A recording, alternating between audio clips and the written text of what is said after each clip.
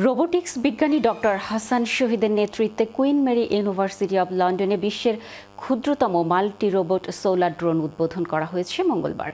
An inspiring evening with doctor Hasan Shahid শীর্ষক London Bangla press club আয়োজিত বিশেষ অনুষ্ঠানে এর উদ্বোধন করা হয়।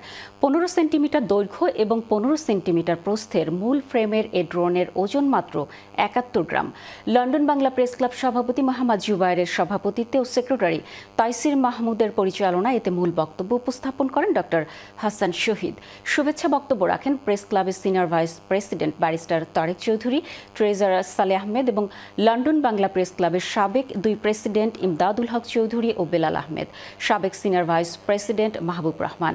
অনুষ্ঠানে জানানো হয়, কুইন মেরি ইউনিভার্সিটির রোবোটিক্স বিজ্ঞানী ডক্টর হাসান শহীদ ইতিমধ্যে অনন্য মেধার স্বীকৃতি পেয়েছেন। এবার নেতৃত্ব দিলেন বিশ্বের ক্ষুদ্রতম মাল্টি রোবট সোলার ড্রোন উদ্ভাবনে। এর আগে কুইন মেরিতে বিশ্বের প্রথম সোলার কপ্টার উদ্ভাবনও তার নেতৃত্বে হয়। ডক্টর হাসান শহীদ বরিশালের বাকেরগঞ্জ থানার হানুয়া গ্রামে জন্মগ্রহণ করেন। তিনি শেফিল্ড ইউনিভার্সিটি থেকে রোবোটিক্সে পিএইচডি ডিগ্রি লাভ করেন এবং কুইন মেরি ইউনিভার্সিটিতে শিক্ষক ও গবেষক হিসেবে যোগ দেন। বন্যার সময় যে বন্যার ডেভেলপমেন্টটা, পানি যেভাবে আসছে, কি ক্ষতিগ্রস্ত হচ্ছে, ভূমিধস যে পার্বত্য এলাকায় হয়, এরপরে আপনার ট্রাফিক ম্যানেজমেন্ট, যদি এরকম একটা ছোট জিনিস ইউজ করে একই ইনফরমেশন পায় তাহলে সেটা একটা সুবিধা। আবার এনভায়রনমেন্টের কোনো ইম্প্যাক্ট নাই, যেহেতু কোনো ফিউয়েল ইউজ হচ্ছে না, সোলার সেল ইউজ হচ্ছে।